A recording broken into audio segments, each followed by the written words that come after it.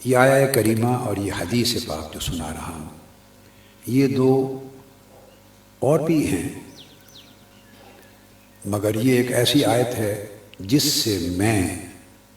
سما کی اصل کو اخذ کرتا ہوں۔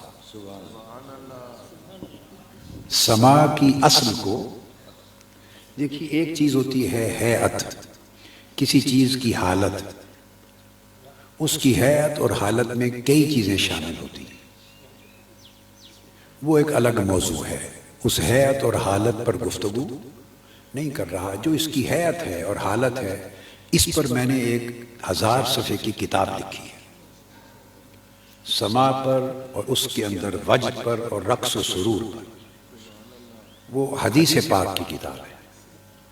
وہ ابھی چھپی نہیں ہے، وہ مطبوعات کے جو زیر طبع کتب کے سلسلے میں پڑی ہوئی ہے اپنی باری کے انتظار میں۔ لیکن جو اصل ہے، روٹ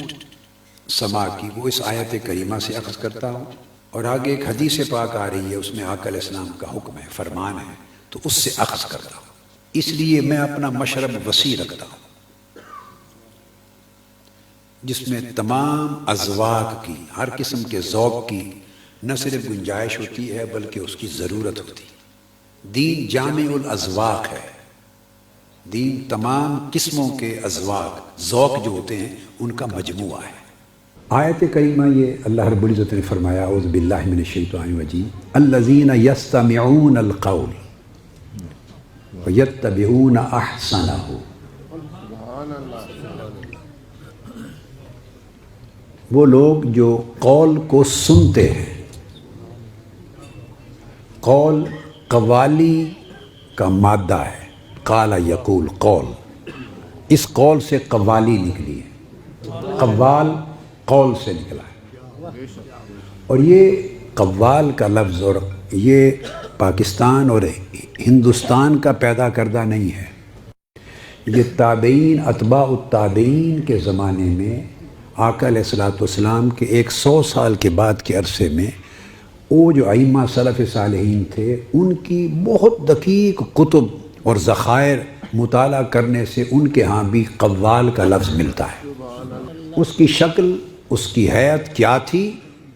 وہ یقیناً مختلف ہوگی، زمانوں کے ساتھ ساتھ کلچر بدلتا ہے، حالات بدلتے ہیں، تقاضے اور شؤون بدلتی ہیں، وہ بدلتی رہتی ہیں، مگر اصل کی بات کر رہا ہوں، اوریجن۔ تو قرآن مجید میں فرمایا گیا، وہ لوگ یستمعون القول، جو قول کو سنتے ہیں، قول کو سنتے ہیں۔ اب عام مفسرین نے جو ائمہ تفسیر ہیں، انہوں نے یہاں القول سے مراد قرآن مجید لیا۔ میں اپنے آپ کو چونکہ مفسرین ہوں، محدثین ہوں، فقہاء ہوں، مجتہدین ہوں، ائمہ ہوں، اسلاف اور اکابر ہوں، ان کا ایک ادنا سا شاگرد، اکتساب فیض کرنے والا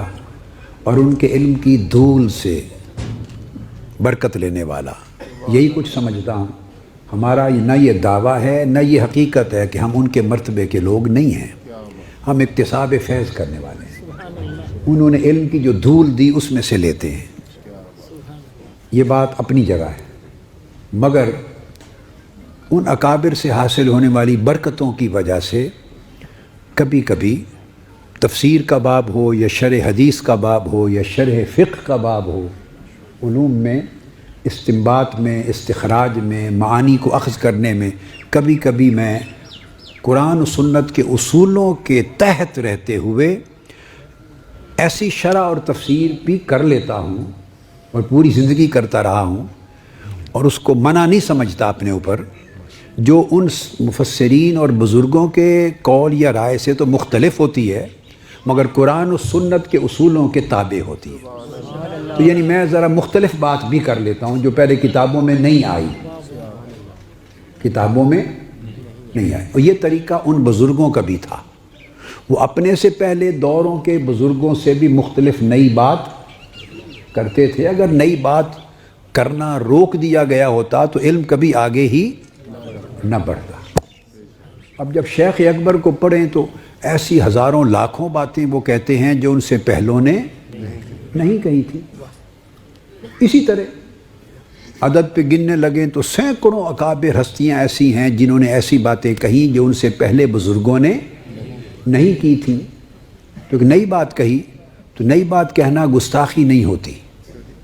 اور بزرگوں کے معمول کے بھی خلاف نہیں ہوتا، چونکہ ان کا اپنا عمل بھی ایسے رہا. اور یہ آقا علیہ السلام کا معجزہ ہے، یہ آقا علیہ السلام کا معجزہ کہ حضور کے دین میں سے ہر دور کے مطابق نئے سے نئے موتی اور جوہر اور ہیرے نکلتے رہیں گے اور نکلتے رہیں گے، بڑھتے رہیں گے. یہی آقا علیہ السلام